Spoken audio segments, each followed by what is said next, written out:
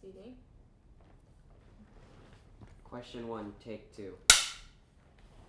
Okay, I'm Joe Ripley, and this is my wife Diantha, and we bought this place about 1992, and we have enjoyed every minute that we've been in it, and hope to finish our lives out here.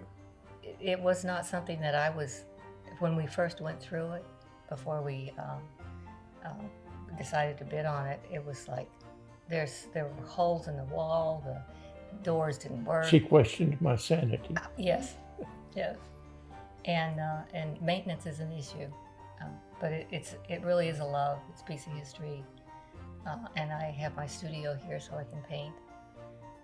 So it's wonderful. We live in a park.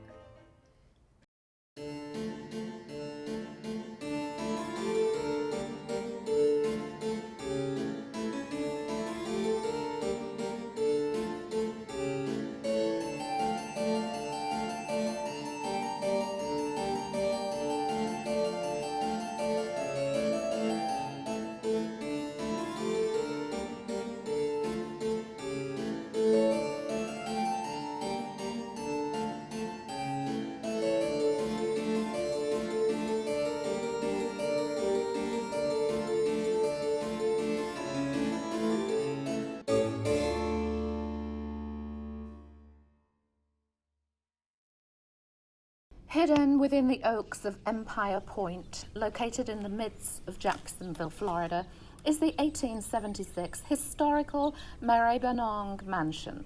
Before Marabanong came to be, the land was owned by Thomas Purley, who built the beautiful two-story Purley Place.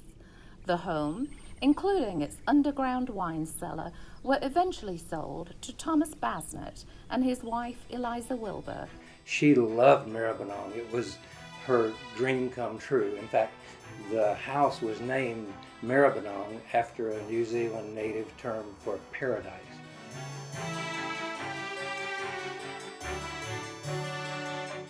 And within a few years after Basnett bought it, it burned to the ground.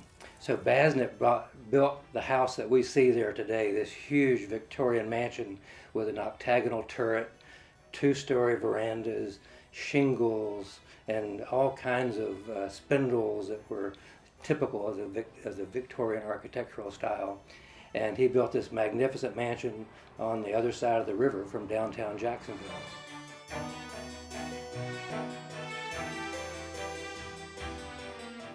After Thomas's passing in 1886, Eliza remarried a French physician named Mathieu Souville.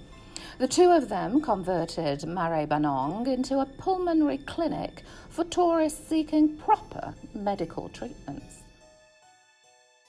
In 1914, her husband died, and she sold the property to Grace Wilbur Trout, who was her cousin. And Grace Wilbur Trout was also a woman of great prominence. In fact, she was one of the leaders of the suffrage movement to gain the right to vote for women in the United States. And through her efforts, the amendment was passed that did grant women the right to vote, resulting in the Suffrage Act of 1919. So these two powerful women framed the living at this house. But the house is way more than just the history of it, because the architecture is so stupendous. There's no other house like it in Jacksonville or anywhere in the southeastern United States for that matter.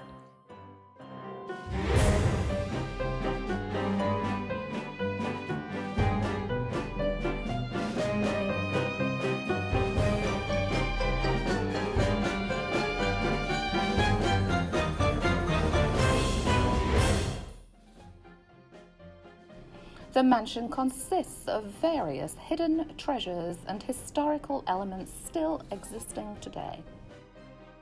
The home was also used as a private zoo. It held animals such as deer, pheasants, peacocks, bears, and crocodiles. In 1922, additional improvements were made, including the first Olympic-sized swimming pool surrounded by concrete benches and Venetian lampposts.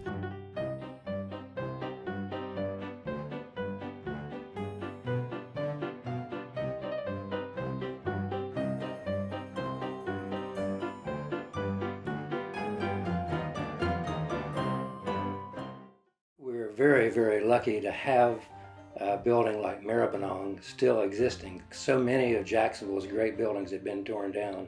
As many of you know, Jacksonville burned to the ground, the downtown area, in 1901, wiping out most of the downtown area.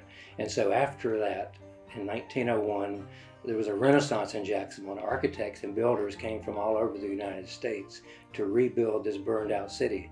And some of the great architecture of our city that was considered modern architecture at the time grew up in downtown and in the suburbs of Riverside and Springfield and South Jacksonville. And many of those buildings now are threatened, and many have been torn down. So because we have so few of these vintage buildings that are masterpieces of architecture still remaining, it's incumbent upon us even more to take care of the ones we have. And there have been some fantastic restoration efforts in Jacksonville buildings.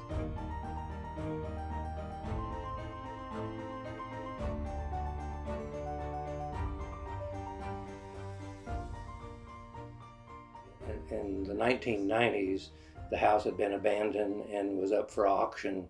And fortunately, Joe and Diantha Ripley came along and saw the vision of tackling the restoration of this enormous 6,000 square foot house.